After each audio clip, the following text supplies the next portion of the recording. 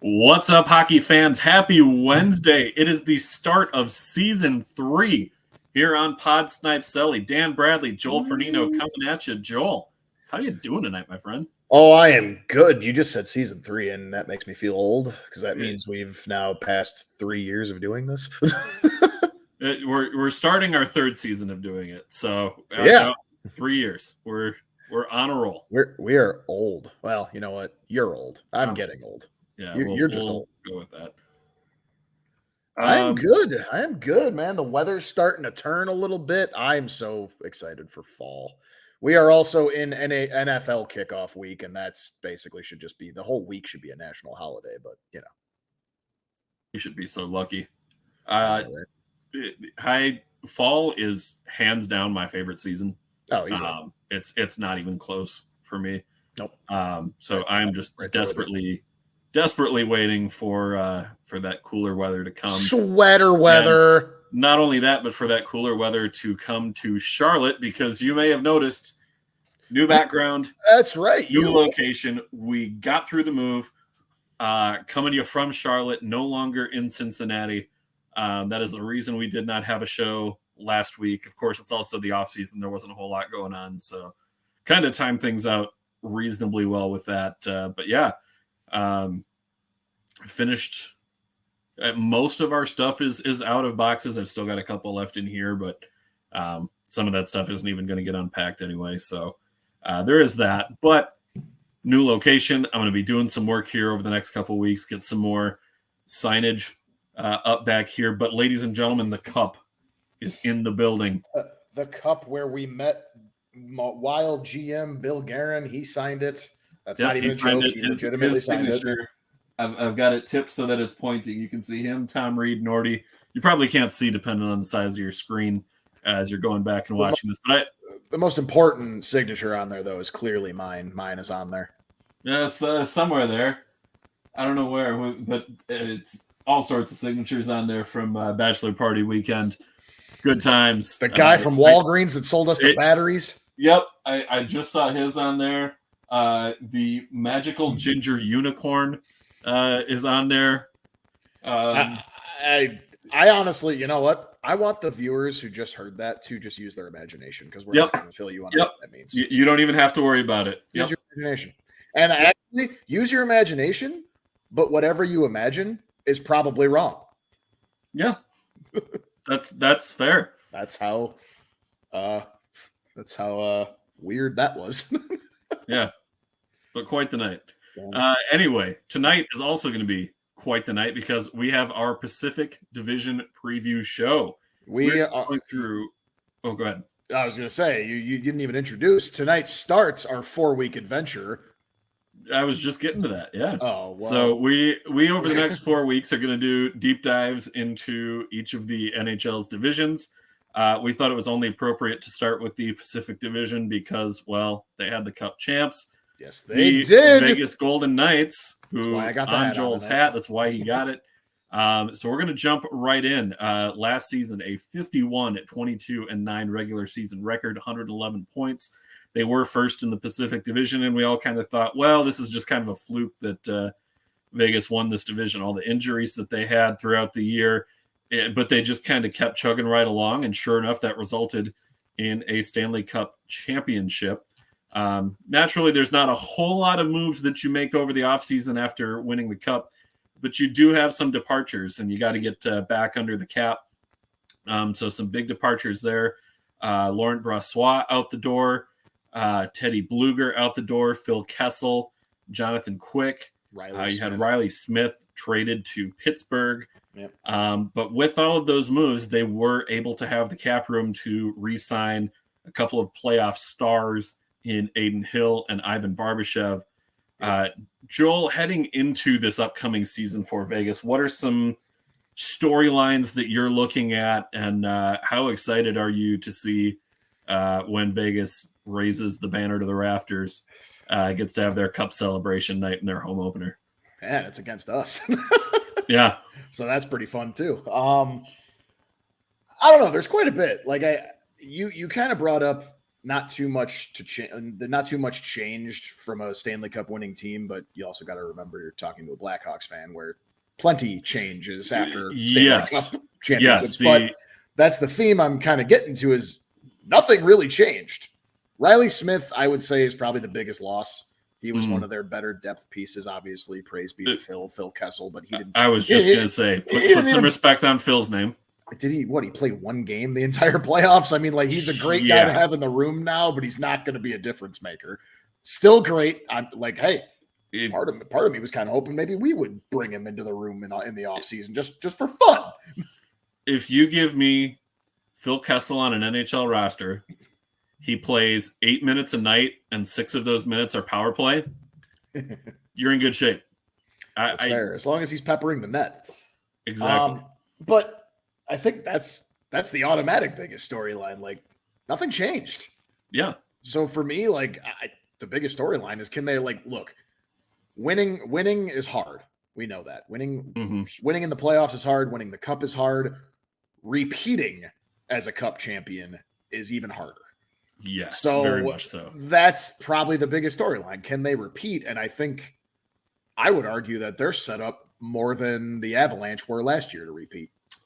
That's probably a hot take, but no one left. I take Riley Smith out of it. I know that's a big piece, but nobody else left. They're still with their great, like you said, they re-signed Barbashev. We also, lest we forget, with the goaltender situation, they did re-sign Aiden Hill. Let's not forget, Logan Thompson was an all-star last year. He was very, very good. And an injury down the stretch kept him out of that playoff run, but still healthy, now that he's healthy, that is a very good 1-2 punch in net for Vegas. Yeah, your 1A and 1B goalies would be the solidified number one on most of the teams that are below you. Not only that, but... go ahead. I was going to say, speaking of the goaltending situation, the other factor to consider here is, what does Vegas do with Robin Lehner, where the most logical thing is long-term injured reserve. They are the kings of that. I really wonder if he's ever going to play in the NHL again. And at this point, less than 50% chance that he's back to play. Yeah, you're probably not wrong, and it really sucks because I love me some Robin Lehner, and I loved him before he was a Blackhawk, and I loved him after he was a Blackhawk. Like, he's just an awesome guy in general. He's an awesome guy to have in the room, especially from what I heard, with interviews while he was a Hawk, obviously. Yeah, players loved him. And players love him. Like, they rally around him. He's easy to root for. That's why, like, maybe the LTIR is a good option, because we just mentioned, like, Phil Kessel was a good room guy, if nothing else. And if, Lehner is really in jeopardy of ever playing again, maybe you put him on that LTIR and keep him in the room until you can figure out exactly what to do with him moving forward, and until he figures out what he's going to do moving forward. The other side of that coin is, by having Lehner on LTIR, they do get under the cap when you take his injury into account. However, should he come off LTIR, they're suddenly $4.1 million over the cap. And then you're starting to look at, okay, who are some of the other guys who you can potentially get rid of at that point? And you almost have to look into moving Lehner. You got a lot of guys with either no move clauses or partial no trade clauses. That could really handcuff things if somehow Lehner is back and able to play. Totally. I think the other big pieces here is health. I mean, that was their biggest issue last year. Specifically, is Mark Stone going to be able to stay off IR? Yes. I had that one written down as well. That's probably the biggest thing from a player storyline perspective. I feel like everyone else, really, the only other thing is obviously Jack Eichel. I mean, we saw what he could do in the playoffs. He was the superstar that he is, and he could have won the Conn Smythe. And I think he just continues to build on that, and he'll just get better and better. And he's found his home. Like, he was already he grew into his superstardom in Buffalo. And then when he got moved to Vegas, and then when he got that back surgery that he needed, and then, did all the PT, came back, got some games under his belt. They didn't have a long playoff run that season anyway. And then obviously next season comes back fully healthy. We saw what he could do. Now, full season under his belt of being healthy, full playoffs and Stanley Cup winning playoff run of him being healthy. And full season with those Vegas teammates too. Exactly. All the chemistry, and like we said, not really much moved out. And really, there's not much moving in either to like really mess up any chemistry or anything like that. Right.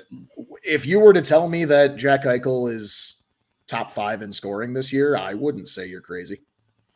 No, I think he is bound for kind of that progression that we saw from guys like Nathan McKinnon, where, you knew that the talent was there, but it took a couple of years to really unlock and hit his stride and get things going. We've always known Eichel was going to be the point producer at the NHL level, but now we're really starting to see when he's on him push for that too. But pushing for that top 5 spot in, being one of the top 5 centers in the league, being one of the top 5 scorers in the league. We're really going to see a lot of that this year, I think, from Eichel.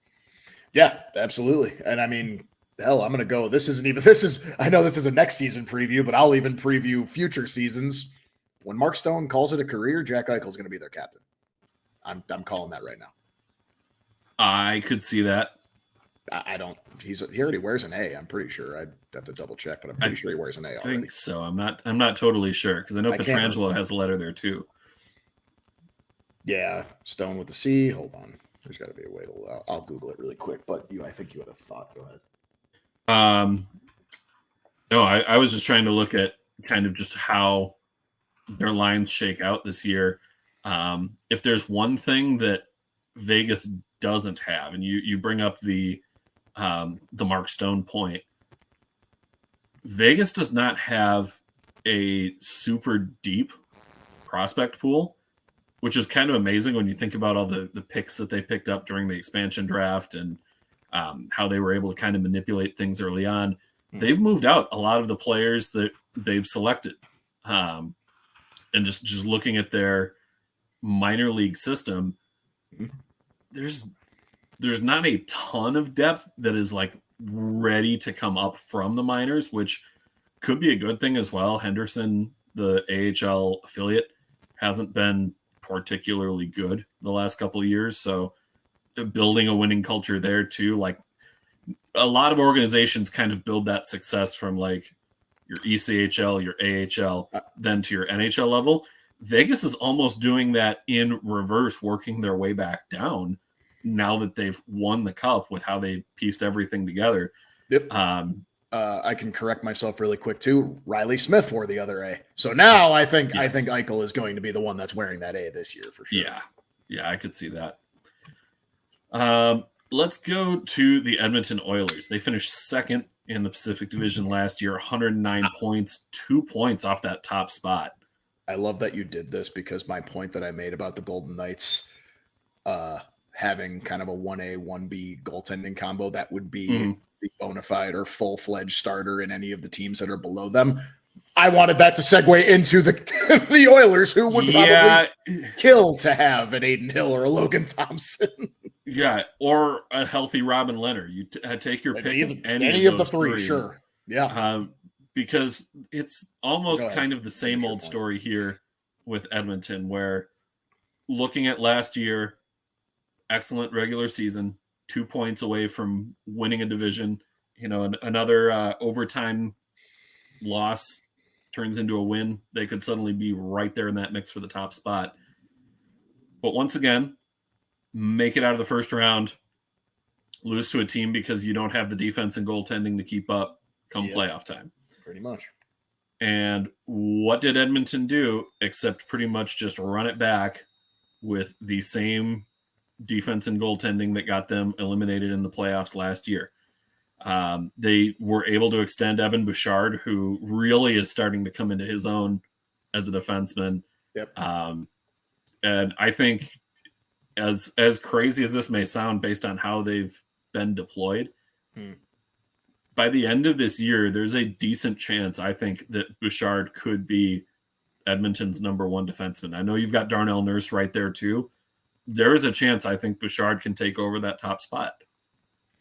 I mean, I don't disagree. Darnell Nurse is definitely still he's a really good defenseman. I mean, he is their number one, but I wouldn't be surprised. Like he's not, I mean, no offense by this, he's not anything special that would lead me to believe that Evan Bouchard can't overtake that solidified number one spot. And that's fine. If you're going to run a 1-2, if you're going to run a 1-2 of Bouchard and Nurse, like you're on your way. That's damn good. I would take that.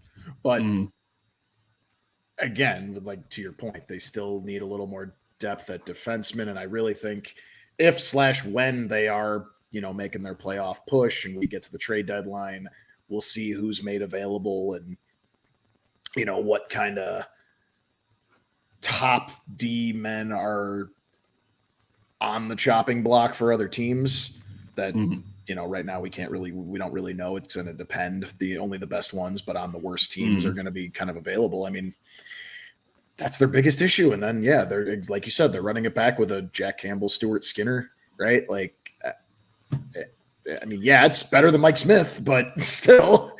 The fact that right now, looking at the line combinations, the way they have it listed, Cody Ceci is right D1 and Evan Bouchard is right D2 is kind of frankly disgusting to me. Like, I get it. Bouchard and Ekholm made a solid pairing. I get it. They like the chemistry with Nurse and Ceci, but if you're wanting to put your best players together on the ice, Bouchard needs to be a top pairing D-man this year. Yeah, totally. And it's funny that we're talking about that when everyone's probably screaming at us right now, like, well, you're talking about Edmonton. Talk about Connor McDavid and Leon Draisaitl. Of course. You know what you're going to get with those guys. Connor McDavid and Leon Draisaitl are, again, going to be the top two players in the league, most likely. And at the very worst, both of them will be in the top 5 at the very worst, not at the top. McDavid will still probably be the top scorer. He'll probably get the Art Ross again. I mean, that's just McDavid. McDavid is going to McDavid. But it doesn't matter how generationally legendary you already are. You can't do it by yourself. And yes, in this case, I know, okay, fine. They have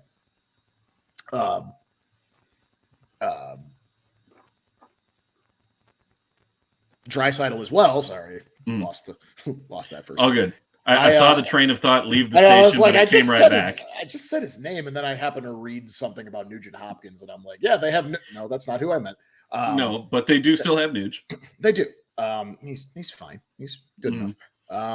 He ain't getting any younger. But that's the thing. Like Draisaitl and McDavid, even still, like I say, McDavid can't do it alone. Well, Draisaitl also can't do it alone, and even just the two of them cannot just do it by themselves either. And the scoring, like the offense, that's going to be there. That's not something that's ever in question with the Oilers anymore. Until they decide to blow up the roster completely, and then the only ones left there are McDavid and Draisaitl, their offense is going to be their offense. They're going to be one of the top power plays in the league, going to be one of the top scoring teams in the league.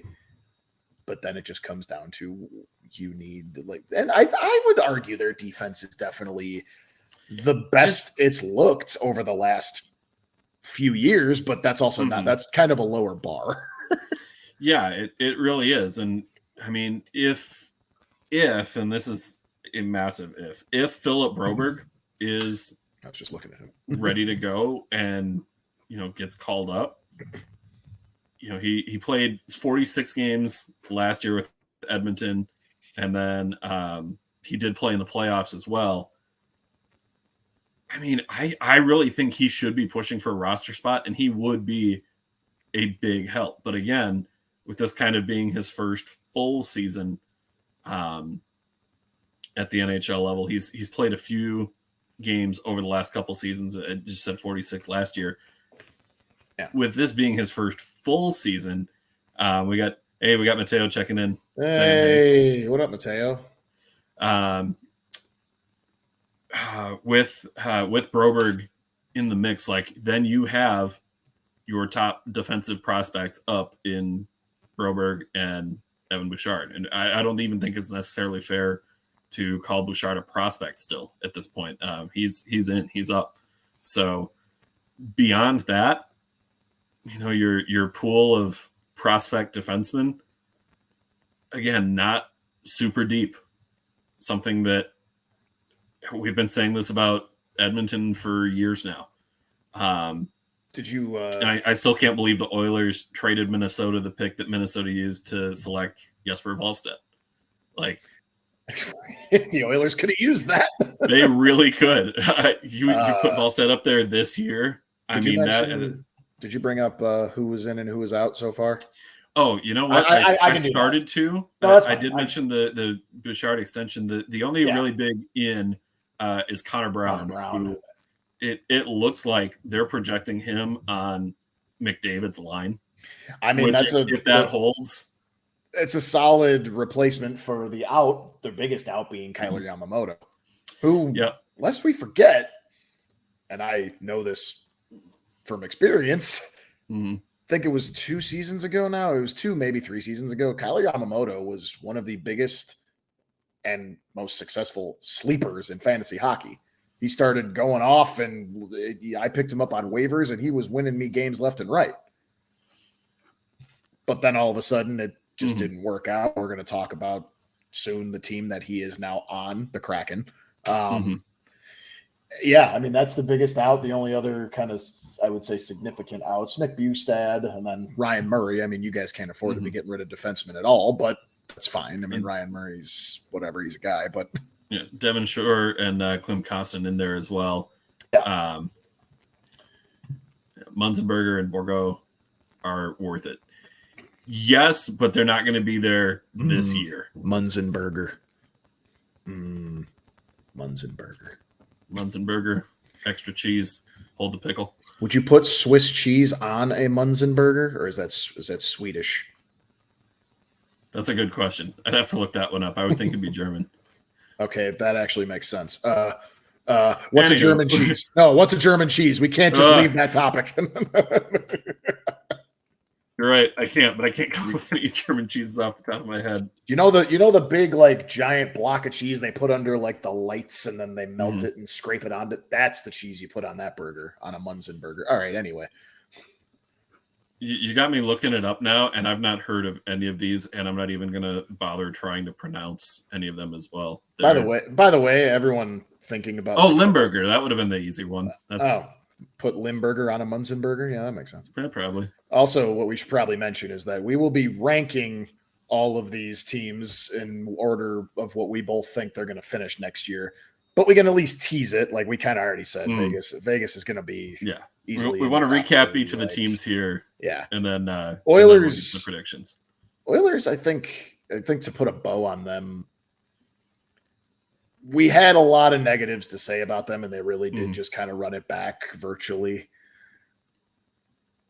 Health, and as long as they produce like they did last year, especially obviously the 2 obvious ones of McDavid and Draisaitl, this is a big year, and I think they are going to be must-see TV. They always are. I mean, McDavid is just must-see TV in general, but always. I think this year is going to be an important one because they did kind of regress. They made it to the conference finals 2 seasons ago. Last season got knocked out in the semifinals, obviously by the future champions. So nothing embarrassing there. I don't know. I mean, I think they can make another push because they kind of have to. If they don't, then, Ken Holland's going to, I had to remember the GM's name. Ken Holland's going to have some decisions to make. I don't mean that's going to mean trading McDavid or anything, but.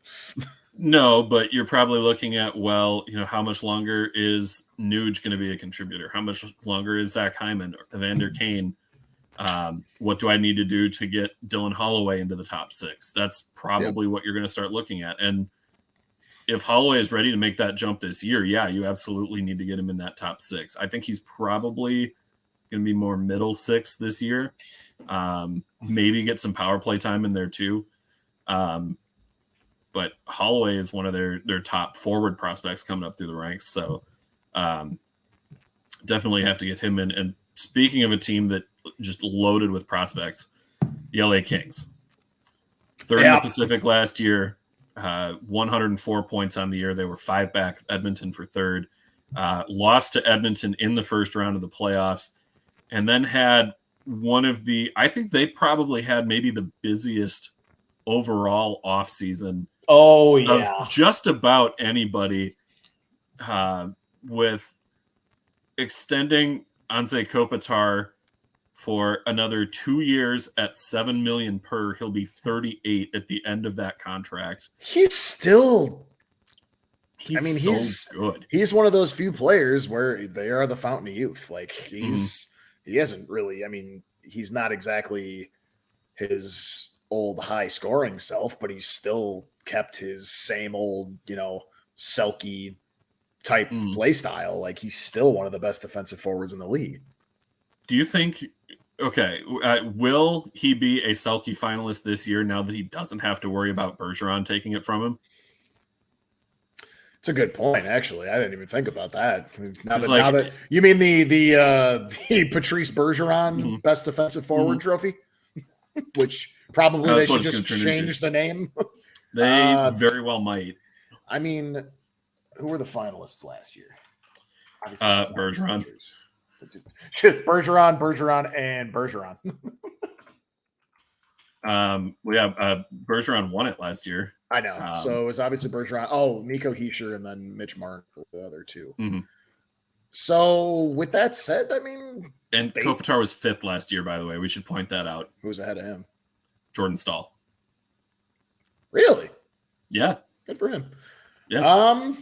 I mean, being 5th, I mean, obviously all 4 of those other names we mentioned, like, slot him up one now, right? In a way, not necessarily in that exact order, but so he's got Barkov, Matthews, Marner, Eck, and a bunch of others to work.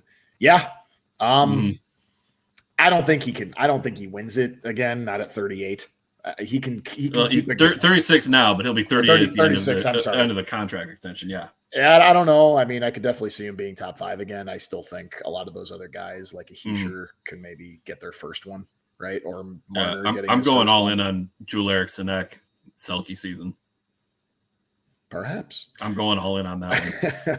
Put some money on it. When betting comes to North Carolina, I can do that. That's man. Stop moving to boring states that don't involve sports betting. It's legal. It hasn't launched yet. They are saying it could launch as early as January. They've legalized, but they haven't launched. All right, then never. So you just gotta wait. Ooh, the first part of the NFL season, though, man. Actually, yeah. The NFL season. Well, here's the thing. I got some of my long-term season bets in before the start of NFL season while I was still in Ohio. Do you want me to be your bookie? We'll talk off air about that one. No, yeah, I mean, you're right, though. They arguably had one of the biggest, well, actually in the Pacific specifically, they had the biggest offseason splash with bringing in Pierre-Luc Dubois. Yeah. Who'd they trade for him again? They moved all sorts of pieces on that deal. Let me get you the exact deal up here. While you bring that up, Pierre-Luc Dubois was obviously the biggest in for them, bringing in goaltender Cam Talbot as well, and then Trevor Lewis right wing out. So I got it here. So okay, go ahead. The trade was Gabriel Velarde, Alex Iafallo, Rasmus Kapari, and a 2024 second-round pick. That was the top 3 outs I was about to say. So you're right. Yep. Yeah, exactly. So those were your 3. Hold on, Mateo asking if you can be his bookie.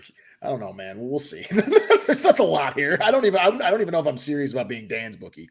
My state's still very. Minnesota's very boring when it comes to all the fun stuff. You guys haven't even legalized weed yet. They legalized. Yeah, they did. They did legalize it. Yeah. Oh, good for you. Yeah. Way to join. They kind of snuck that through over the summer and then launched not too long ago. So. Okay. But they also, that's the state that accidentally legalized edibles. So that's funny. Side note before we go real all in on the Kings, I didn't realize Alex Edler was on the Kings. He's not anymore. He was one of the key outs, but wow, since when? Thought he retired. Mateo's saying he thinks LA lost the Dubois trade. I agree. And actually, I'm glad he said that because here's my thing. And this will come to fruition when we start ranking these teams at the end. I need to double check this, but how many teams has Pierre-Luc Dubois been on now? Columbus, Winnipeg, and now LA, right? So three, his third team. Right. And all the talk was, are they going to figure out a way to trade him to Montreal because that's where he wants to be? Now, he signed an 8-year extension with LA. They're not going to turn around and ship him out after 1 year. LA. But LA. You got to watch Letterkenny, man. That'll make. I guess here's my thing. Mm-hmm. Here's my issue. Lay it on me. Hold on a second. He is 25 years old. Mm-hmm. Actually, maybe he's 24. I don't. When's his birthday? His birthday is June 24th. No, he's 25. Okay. Mm. So he is 25 years old. He was drafted. He was a 3rd overall pick. Mm. And he's been on 3 different teams already at 25. To me, the math isn't mathing for me on Pierre-Luc Dubois. And he's talented. He's a very good player. But some of the part of that as well was the John Tortorella effect coaching in Columbus. I get it, but at the same time, I've started to hear is he a locker room cancer? There was look at how it went in Winnipeg. That locker room was in shambles. That's not just the players' faults. It's not, but also what was Blake Wheeler's contribution to that, because there's a lot of there has been discussion that part of the reason Wheeler got stripped of the captaincy and got bought out this offseason was because of the locker room issues there. There were rumors that he basically bullied Patrick Laine out of Winnipeg. Well, part of what forced the Laine for Dubois trade. And that's fair, but part of that also could be, you get stripped of your captaincy because you can't handle and fix whatever issues are going on in that locker room. Mm-hmm. That's kind of the other side of it. That's all I'm saying. I mean, I had heard some things with Pierre-Luc Dubois right after he got moved, read up about him. Like, how is he as an actual character in the room? Like, do guys get along with him? That's why, exactly. I don't know. Obviously, that's a huge, from just a pure on ice talent perspective. That's huge for the Kings this season. Mm-hmm. But there's something off there for me.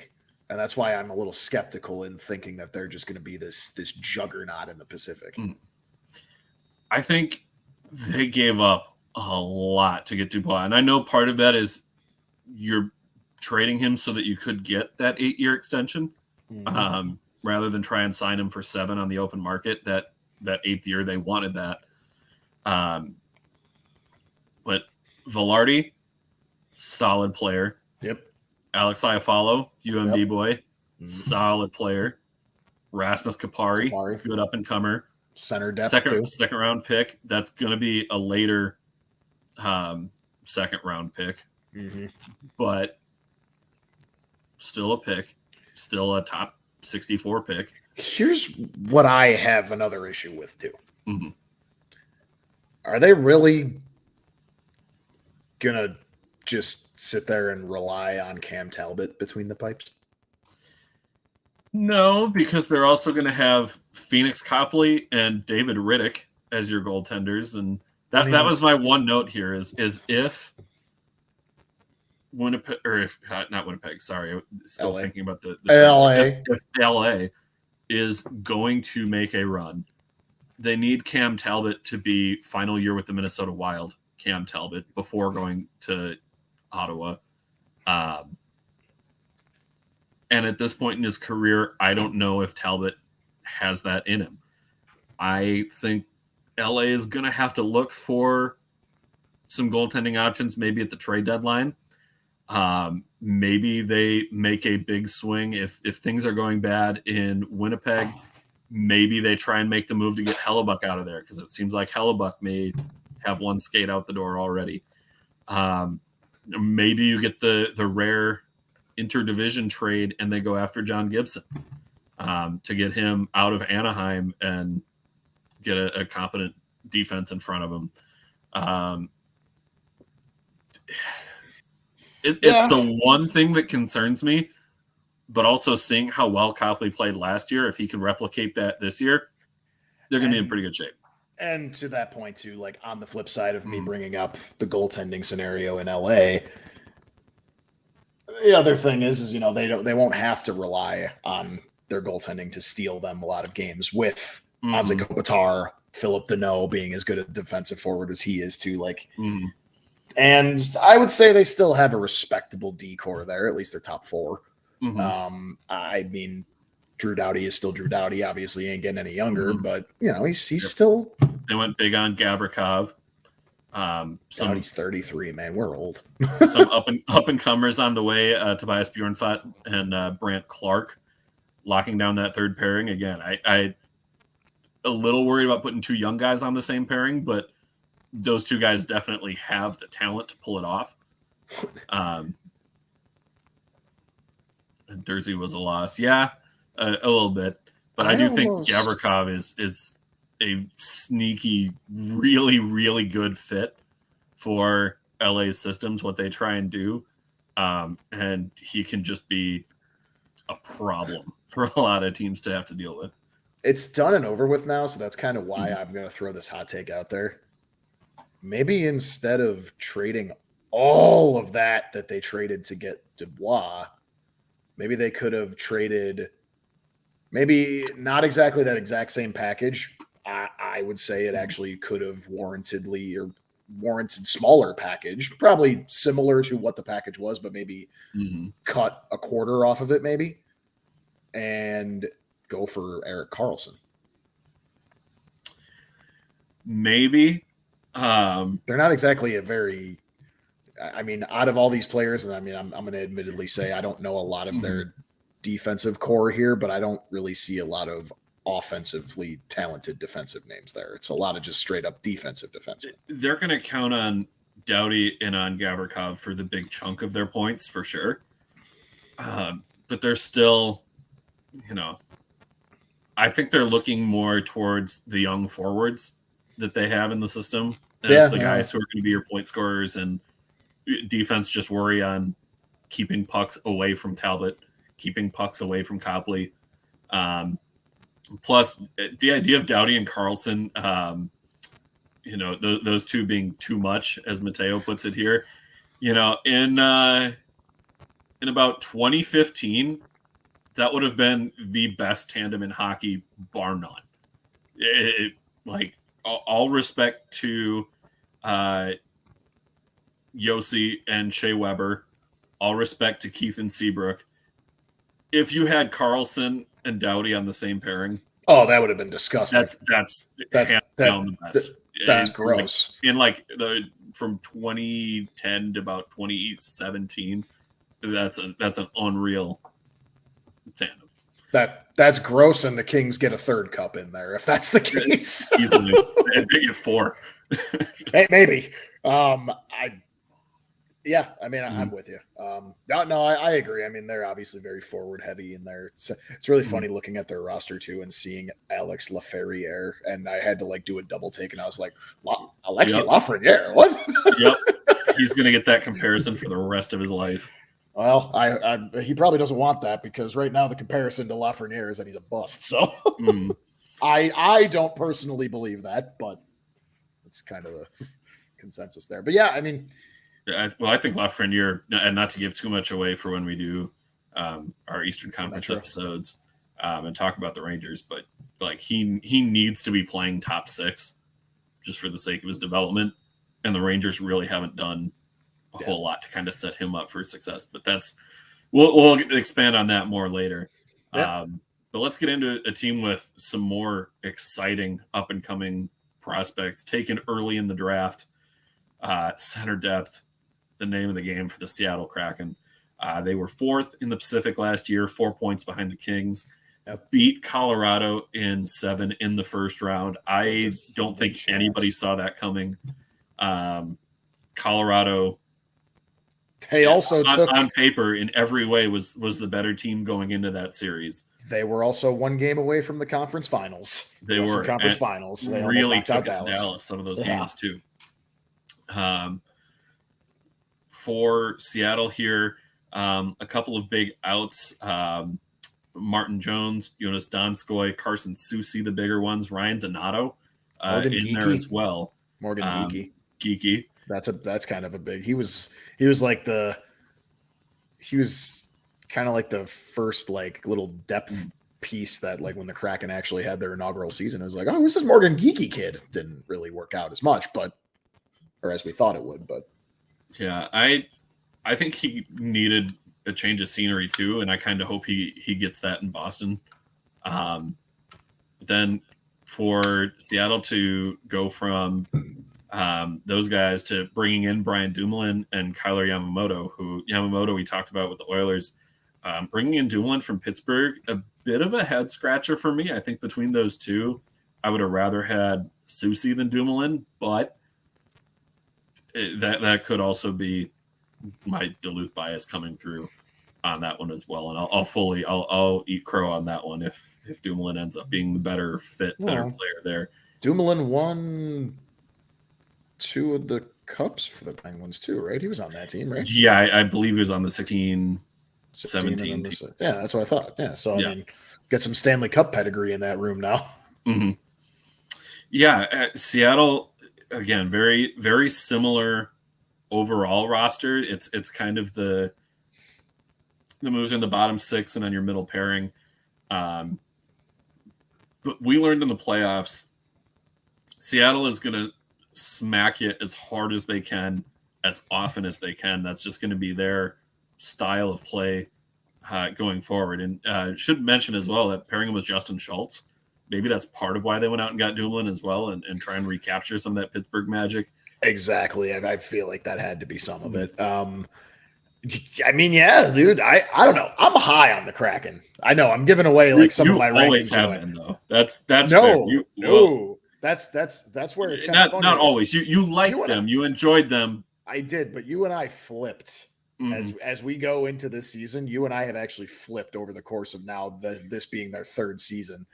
That first season, you were high on them saying, no, they're going to come out just like Vegas did in their inaugural season. They're going to make the playoffs. They're going to make some noise, but that they're not going to win a cup or anything.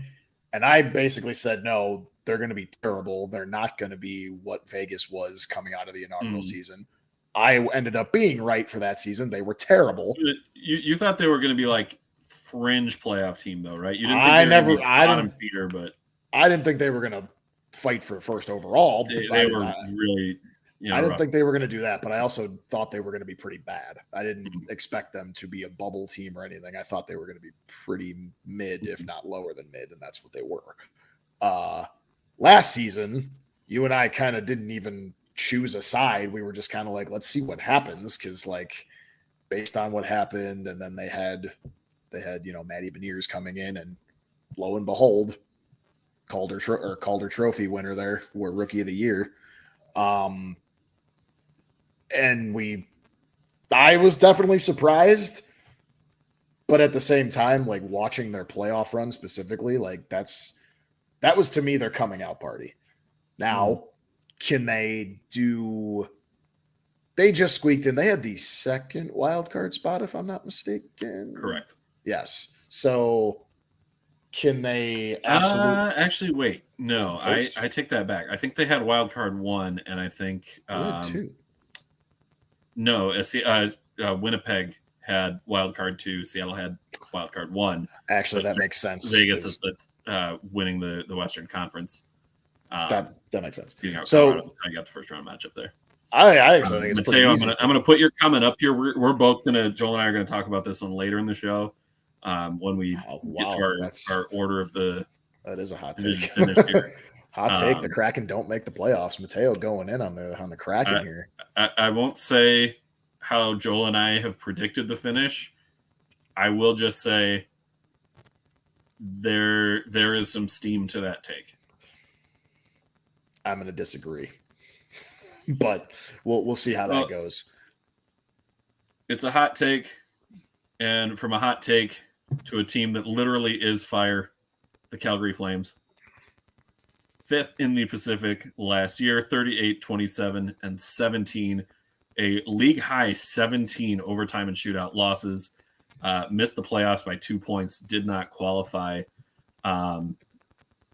Brought in a new head coach, Ryan Huska.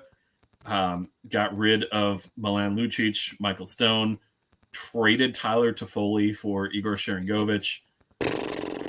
Calgary kind of all over the place this offseason, but trying to come up with some sort of a spark that can get them back into playoff position, making those kind of adjustments organizationally. My big concern, not so much concern, but question that I need an answer to before the season starts is, what is their plan for Dan Vladar, who is currently listed as the backup to Markstrom? Yep. And when do they call up Dustin Wolf, who has been unquestionably the best goaltender in the AHL the past 2 seasons? Knowing that Markstrom has kind of struggled the last couple of years, Vladar, his contract kind of indicates that he would be called up. But as far as who's the hot hand, Dustin Wolf needs to be playing NHL minutes next season. What do you do with that one? Mateo is saying the Calgary Flames are the world's most interesting teeter-totter. Yeah, and any number of things could happen given the coaching change. I mean, what a flip from teams that we're trying to preview here. I'm very high on the Kraken now. I am really low on the Calgary Flames. Like, probably like a lot of their fan base and a lot of other people that had them making the playoffs again and doing what they did 2 playoffs ago, and then they didn't even make the playoffs. That big trade looked like an absolute dumbass move last year. Yeah. I'm not saying that that's how it's going to be long term. The Huberdeau-Tkachuk swap looked just egregious. I get it, but that's what happens when Tkachuk leads the Panthers to the Stanley Cup final. So look, and leads them and is their best player, Mateo. They could either make the playoffs or they could trade Lindholm, Hanifin, Kadri, and John. Whoa. Calgary is in the put up or shut up, and if things go bad, they have to go nuclear and just kind of scrap it. You took the words right out of my mouth. That's kind of why I'm like, you don't have such a disappointing season last year without that kind of taking a mental effect this year. And I think this year you can't be disappointed by the fact that you already know that they're probably going to be a disappointment anyway. I am really low on Calgary, and I agree with you. If they have another rough season like they did last year and they don't utilize that talent they have, also, in my opinion, pushing out Toffoli and bringing in Sharangovich is definitely a loss, in my opinion, from an offensive perspective. It's an interesting move. It totally depends on the coaching fit, the scheme fit. If Toffoli wasn't going to be as effective with what Huska is trying to do, I can understand moving him out if Sharangovich fits that role better, and you think that's going to lead to point production. Now, Toffoli to the Devils, that's going to be nasty. That's going to be fun to watch. That's one of those pieces where a young up-and-coming team that, made the playoffs and made some noise in the playoffs just got a really damn good veteran now on their team that's going to take them to the next level. Yeah. But we'll get to that. Now we're teasing the Metro Division all over the place right now. I don't know. I don't have a lot of high hopes, and I'm with you. I think we could say, and I'm with Mateo too. I don't think they do it at the trade deadline unless things are just abysmal by the before the if like a month or so before the trade deadline and Calgary's like behind an Anaheim, let's say, then maybe they might fall that far. But I'm saying that's the only way I could see any of those big names leaving during the season. It's going to have to take the off season before they actually go nuclear, in my opinion, unless things are just absolutely on fire, pun fully intended. If Calgary is behind Anaheim in the standings by Halloween, there's a problem. That's not going to happen. It won't, but it could. That's a month into the regular season. Not even the regular season. And that's what I'm saying, because Anaheim this year is going to be in for another very rough year. And we'll talk about them in just a minute. We will, but at the same time, I would actually hardcore disagree. If they're behind Anaheim, I would just say there's a problem. I'm not saying blow it up at that point, but I'm saying if they're behind that early in the season too, yeah, that happens. That's a problem. That happens. Like if they're behind Anaheim by Christmas, then I think there's real issues happening. Split the difference and say American Thanksgiving? Nah. Even then, I actually don't think it's that's still too early. Nah. I mean, look, we live in a world where, God, I hate bringing this up, but we had a 2019 St. Louis Blues team in dead last, and they won the Stanley Cup. That's the rare exception, though, because to Mateo's point, 75% of the playoff teams, are decided by Christmas. Kind of. You can tell who is legitimately in the playoff hunt and who is legitimately out of the playoff hunt by Christmas. For the most part. You can tell. Wild card changes things a little bit. It does, but still. And speaking of the Anaheim Ducks, or am I wrong on the order? You are wrong on the order. Damn it! They finished. They finished last. You got to get to Vancouver, who was sixth. Oh, I didn't even realize we were going in order. Oh yeah, I was going in order of their division finish last year. I did not pay attention to that whatsoever. Yeah, well, it's what it is. Vancouver, sixth in the Pacific last year. I'm gonna go back to Calgary for 2 seconds here, because I was gonna bring this up and I didn't. Go ahead. 17 overtime and shootout losses last season. We talked about that, and they finished 2 points out of a playoff spot. As bad as things looked and felt for Flames fans, and of course seeing the meteoric rise of Tkachuk last year, I don't think they were that bad per se. They were very streaky, and they had just absolutely awful performance in overtime and the shootout. I agree with you. If they cut their overtime losses from last year in half and everything else is the same, they're a playoff team. You're going to hate my comparison, and this is going to make you want to flip to the next team. But the Calgary Flames, to me, just on the opposite end of it, were basically the Minnesota Vikings of the NHL. Like, in what way? All of the, what was it? It's like the most single-digit wins or whatever it was. You guys had the most.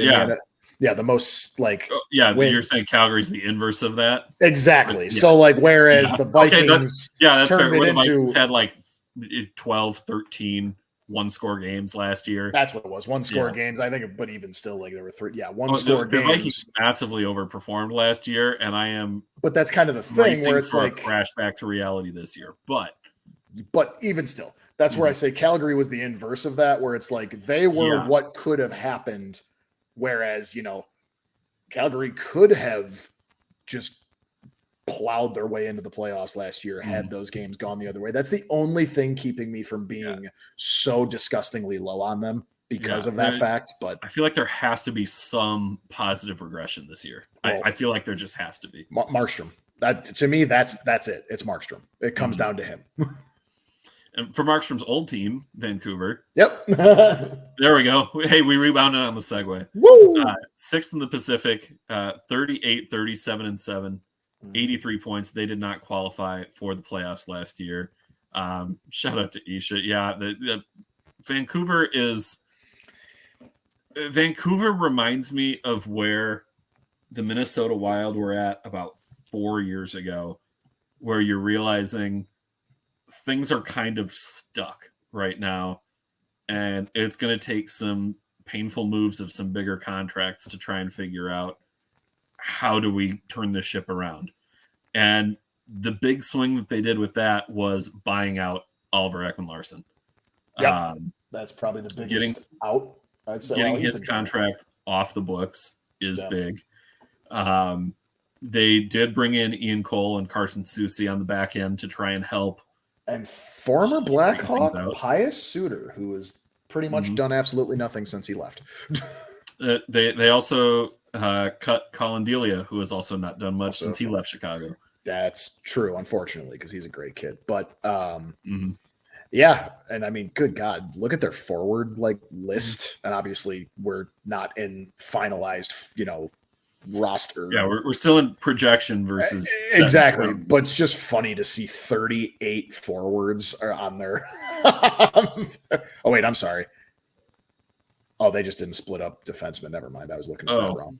My bad. I was going to say that it was the one page. It was the one page on. Oh, you know what? Leave it to the Canucks, who we're talking about being just the definition of just ridiculously mid.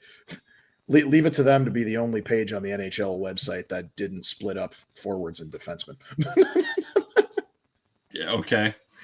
That's to me. That's. But I'm with you. I mean, I don't really even know. Unfortunately, Bruce Boudreau moved out last year, and that was the worst situation. You hate to see Bruce because disrespected. Oh, absolutely. I mean that was a scapegoat firing if I've ever seen one, because he arguably made them more competitive when he first got that nod as head coach, and then obviously just their roster. It's just so weird. Like, Quinn Hughes is obviously one of the better defensemen in the league. Elias Pettersson is top 10 centers in the league, probably. It's just, I don't know. Vancouver's so weird. They're just so mid. It's funny.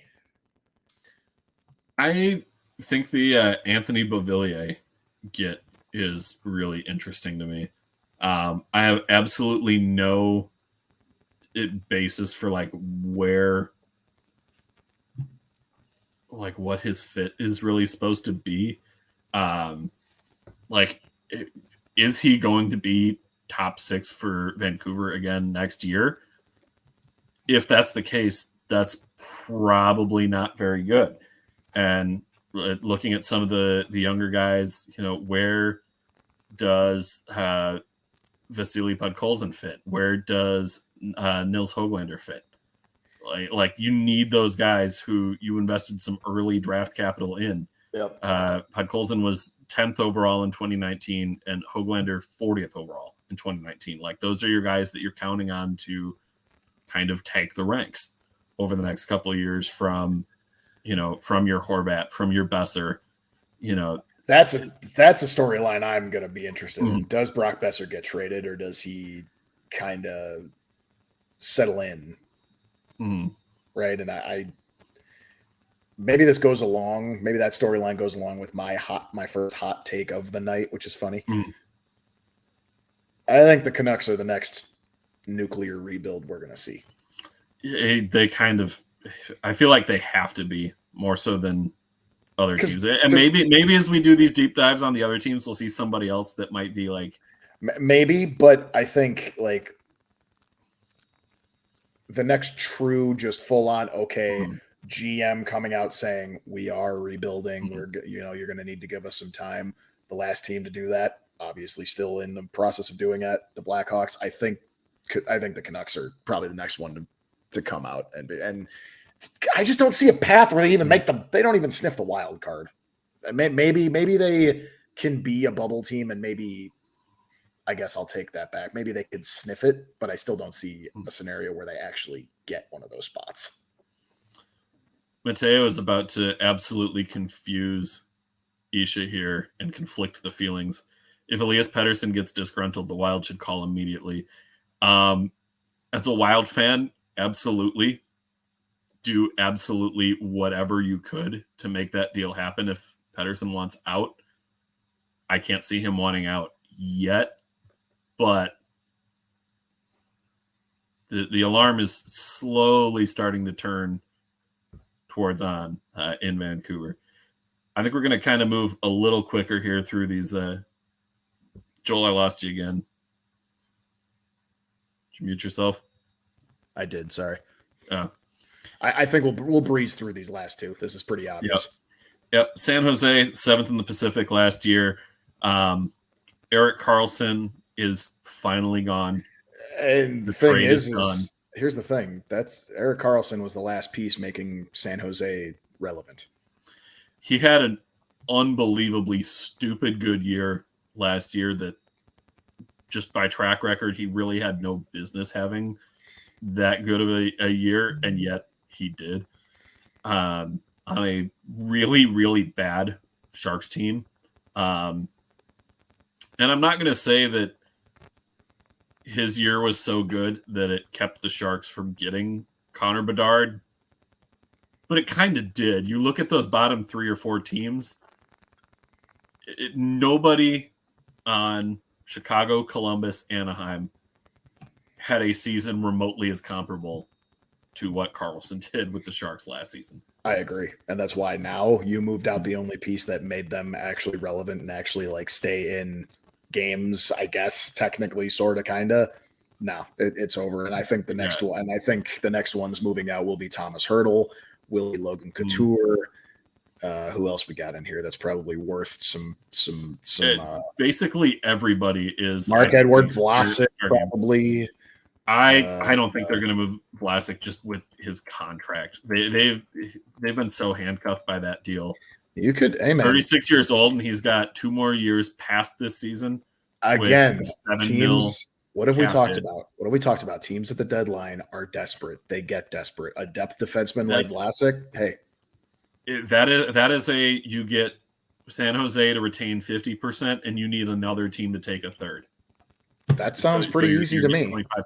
It's not. It sounds easy, but as far as actually working out the logistics of it, it's really not. Plus, your boy's on the Sharks, Michael Granlund. That's why I'm wearing the Granlund jersey tonight. Oh, had to break that one out. Yeah. Anthony Duclair, yeah. I mean, Anthony Duclair. Yep, they've made a few interesting moves here. Giovanni Smith, one to watch as well. If you're listening to this, watching it, whatever, and you're going, who's Giovanni Smith? You're about to find out. That guy is going to be an absolute pain to play against.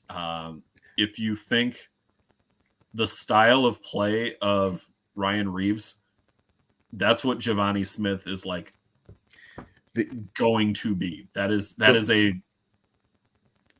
steady comparison, I think. And speaking of that, before we move on to the final team, the only thing that the Sharks fans have, anything to be excited for, in my opinion, is Will Smith. Yes, Will Smith, really, really good get. And we talked about it all of last year that the top 4 or 5 players, maybe even 6 from last year's draft, any other year, a lot of those guys are number 1 or number 2 overall. Yeah. I mean, we were stunned even that Fantilli slid down to 3. Right. Which we're about to get into, actually. Again, because like most other years, Fantilli goes first overall without a second thought. Right. Or in West San Jose, born and raised on the. Sorry. We'll get to the Fresh Prince here. We just did. I guess, yeah. As the season goes on, we'll keep tabs on what's going on with Mr. Will Smith. And finally, the team who passed on Adam Fantilli. Oh boy, that's my number one. I shouldn't say my number one storyline, but one of my top storylines for the Ducks this year. How does Karlsson compare with Fantilli? And I don't want to put a ton of stock into just year one and say like, oh, he's better because he's doing this in year one. But like, if there's just, if Leo Karlsson really struggles to adjust to the North American game, and Fantilli, just with all the chemistry there, playing with several of his former Michigan teammates in Columbus, I think there's a very, very good chance. And Mateo's saying, Karlsson deserved it. He might have. I still think that they screwed up, really. It's hard to argue with the freshman who won the Hobey Baker, only the third one to ever do it. Yeah. One is Paul Correa, and the other is Jack Eichel, who you saw what he just did, bringing. And it's just funny to me, like every outlet and their brother literally said, if not for Connor Bedard, Adam Fantilli is the number one overall pick. No one said that about Leo Karlsson. It wasn't really until about it was like a week or two before the draft. Yeah. 2-3 weeks before the draft, where it was like, they could be leaning that move to me. Leo Karlsson is still going to be most likely one of the future superstars in the league. I'm not saying that, but I'm not saying he won't be at least a, perennial all-star. Not saying that, but just the pure talent and ceiling that Fantilli has, and you to me that was the Ducks scouting and GM trying to be the smartest guy in the room. That's what that was to me. That was the also don't know why Karlsson shouldn't start in the AHL. Anaheim should intentionally be as bad as possible. Yeah, because next year's draft class is really good too. I don't know that it's as deep in this year. Problem with that is because he played in Sweden and most hockey news outlets are North American. Yeah, that's fair. And when you're starting to look at that, especially a Canadian player like Fantilli, Canadian player like Bedard, those are going to get more of the traction in draft reports than European players.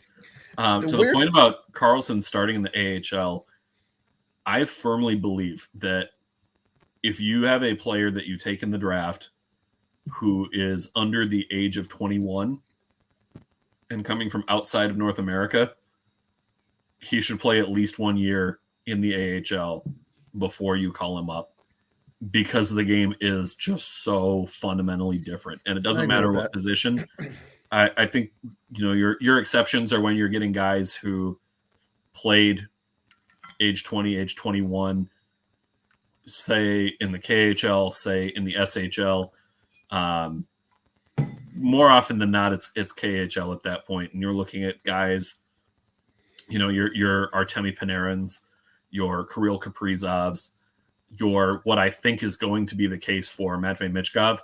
And what I hope is Michkov should not sniff the AHL when he comes over, if he comes over at the end of his KHL deal. Now, if that deal ends early, maybe you talk about a year in the A. But what I hope will be the case with the Lucas Reichel.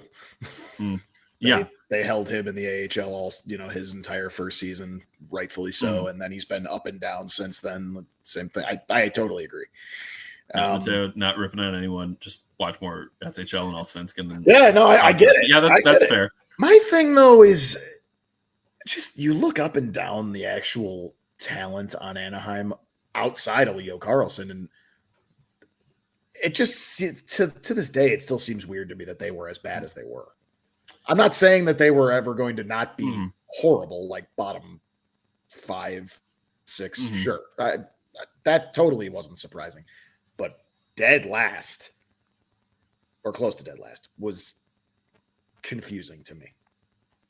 In the running for the lottery, it was very confusing. Well, yeah, they did finish dead last with Columbus 1 back. Oh, that's right. Chicago 2 back, and Chicago jumped. Right. Yeah. So that's the thing. Like, I didn't expect dead last.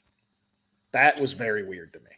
They have so many, on paper, talented prospects coming up. Like the thought that their centers, if everybody develops for the next few years, Zegras, McTavish, Karlsson, as your 1, 2, and 3. And I feel like there's somebody else in there that I'm missing as a center consideration as well. Outside of those guys, Mateo, if you can think of who I'm trying to think of. Nathan Goucher in there too. I just saw him. Yeah, I was going to say. So like they have serious center depth, and one of those guys, probably Zegras moving to wing, wouldn't surprise me. They have the framework of a really good defense as they're building around Jamie Drysdale, building around Pavel Mintukov, Olin Zellweger. They've got a lot of talent in their prospect pool. The other thing, but they are probably 2 years away from being 2 years away. I mean, that's fair. Totally. That's why I don't see them being dead last again, which is a nice tease, but I don't see them being dead last. I think it's going to be close. Yeah, maybe. But let's go ahead and let's call it up here. So Joel, your division standings predictions slightly different than mine. You read yours off. I'll read mine. Yep. So after all this, here's how I see it kind of going. First in the Pacific will be the Edmonton Oilers. I alluded to it a little bit. I just think this really is they got to push this year. And I think that's going to just push them over the edge. And I think they can take first. And why I think they can take first is because Vegas, realistically, these can switch. Vegas and Edmonton can switch for me, but I put Vegas at 2 because look, even when you haven't pushed anybody out after winning a cup hangover, whether it's short or long term, is a real thing. So to me, that could be what moves them down to 2, but it's going to be really damn close. Yeah, it's really, we said the only thing harder than winning a cup is repeating as a cup champ. Winning it again, exactly. For then rounding out the top 3 in the Pacific, I have the Kings being at 3. That seems pretty solid to me. Obviously, they could be higher. I don't think they'll go higher than that. The only way they go higher is if Edmonton really just kind of coasts until playoff time, basically. Then after that, I'm still very high on the Kraken, and I said it before. I have them at 4th in the Pacific and easily solidifying their, a wild card 1 spot. And then at 5, we got the Calgary Flames. 6, the Vancouver Canucks. I do have a flip. I have the Anaheim Ducks taking 7th in the Pacific, and then San Jose not only in the basement at 8th and dead last in the Pacific, but I actually think the Canucks will push for that dead last spot in the league and will push for first overall in the draft next year. Yeah, I think there's a very good chance that Macklin Celebrini ends up as a San Jose Shark. San Jose Shark, and him and Will Smith will be the building blocks there moving forward. Yes, and God, do they need it. They have needed to really try and rip every Band-Aid off for about 2-3 years now. Yeah. And they're finally starting to get to the point where the contracts themselves are movable enough.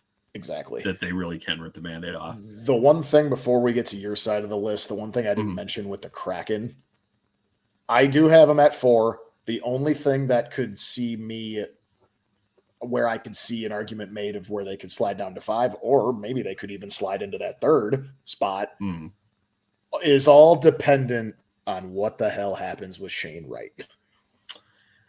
I think even bigger than that, it's what happens with Philip Grubauer. Do you get playoff Grubauer or do you get 2 seasons ago Grubauer? Which version of him is going to show up? I agree. That's a good point.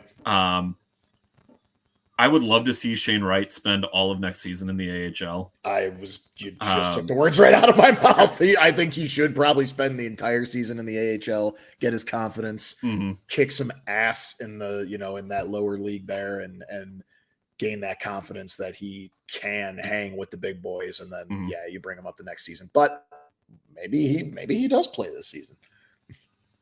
I don't know. I mean, I'm just, hey, and it's not like Coachella is a bad place to develop either, because they made it to the Calder Cup finals, lost in Game 7 to Hershey.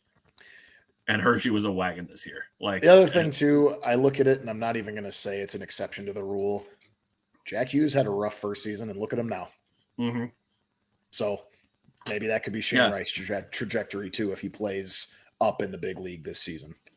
Shane Wright went from consensus number 1 overall pick to getting picked to 4th, sliding down to 4th, to being rushed to the NHL probably before he was ready for it.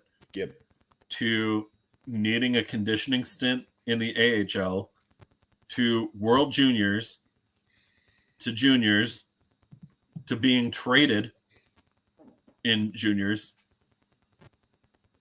and now he's going to go back to the AHL. Like, it's a very, very weird development path that I think Seattle kind of butchered a little bit. But I was going to say, of all the they can make some amends. Of all the good things Seattle did, that was the one where you could say, no, they screwed that up pretty bad. Yeah.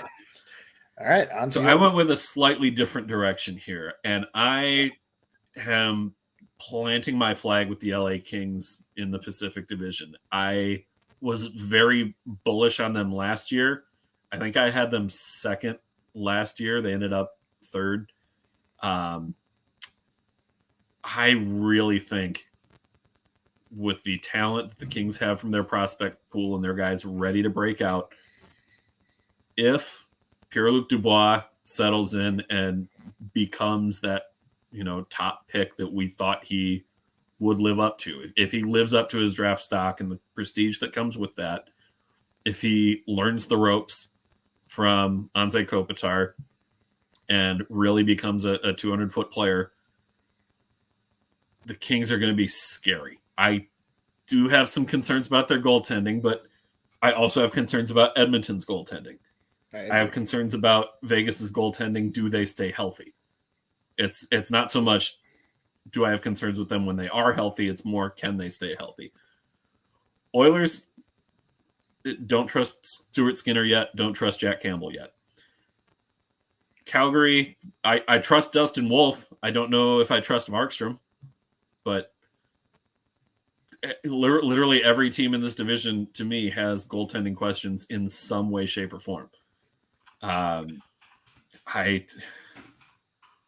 think just the rest of the way, and maybe it's they make a move, they bring somebody in at the deadline to bolster that. I think the Kings are going to take the top spot. I do think you're not going to deny McDavid and Draisaitl. They'll be second. Vegas, defending Cup champs, like you said, third. Cup hangover on the way there. I did go Calgary 4. I do think that, like we talked about, the positive regression there. Seattle, unfortunately, takes the brunt of that, of Calgary's positive regression, slides down to 5th.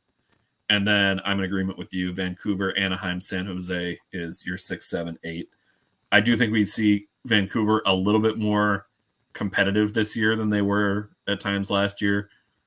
But the Ducks and the Sharks, they're looking at number 1 overall next year, especially San Jose for that bottom spot. I do want to put Mateo's up there quick because he threw his comment in. He had Vegas 1, Edmonton 2, LA 3, Seattle 4, Vancouver 5, Calgary 6, Anaheim 7, and San Jose 8. Also it's saying actually only very the funny. top 3 make the playoffs. So we all kind of agree the top 3, Vegas, Edmonton, LA. Yeah, it's funny. It's funny too, Mateo. That is actually almost exactly what my original list was. My very first. This was my third iteration of my list, and it ended up being final. Mateo's list was literally my first list because I could see Calgary just being absolute trash, and I could see Vancouver still being mid, but like enough to hang in there, I guess, and take that 5 spot. I still think I do disagree with the top 3 thing. I think Seattle does make the playoffs again.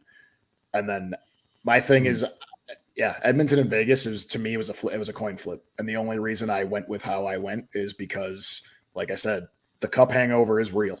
But they did absolutely nothing, and they to really flip their roster over completely. That's going to help them. And the other thing too was that like they flew under the radar in a way. They were amazing all regular season, and they were really good, and they showed their depth throughout the playoffs, but no one ever talked about them until they started talking about them. Yep, and now everybody's going to be talking about them because they have the target on their back, having just won it. But this Mateo saying this is the worst division on paper, I agree. It's top to bottom, worst division. Yeah. But the teams that they have at the top, that's what keeps them. That's what keeps them relevant. Vegas and Edmonton alone keep them relevant, and then you add in the LA and the good story in Seattle. But it's going to be a fun year. Joel, which division? The Pacific Division, everybody. Which division are we doing for next week's show? I'm going to put the banner up here. I say we. I didn't. You know what? Rid of that banner. Maybe I did. We totally accidentally. Wait, are you quizzing me or asking me which one I want? No, I'm asking you which one you want to do. I was going to put the banner up. I had the banner made. Said next week. Let's stagger. What I think we're going to do is we're going to stagger. We're not just going to stick to the same conference each week. So next week, we already kind of alluded to some of it. I think next week is going to be the Metropolitan Division. Okay. We alluded to it enough during this episode, so it's only fitting. I like it. Metro it is. So we will do the Metro Division next week. That'll be back to Tuesday next week. The Wednesday show, Joel had a work conflict last night, so we couldn't quite pull off a Tuesday show. But we will do Tuesday next week, 8 o'clock Eastern, 7 Central. He's Joel. I'm Dan. Enjoy your night, everybody.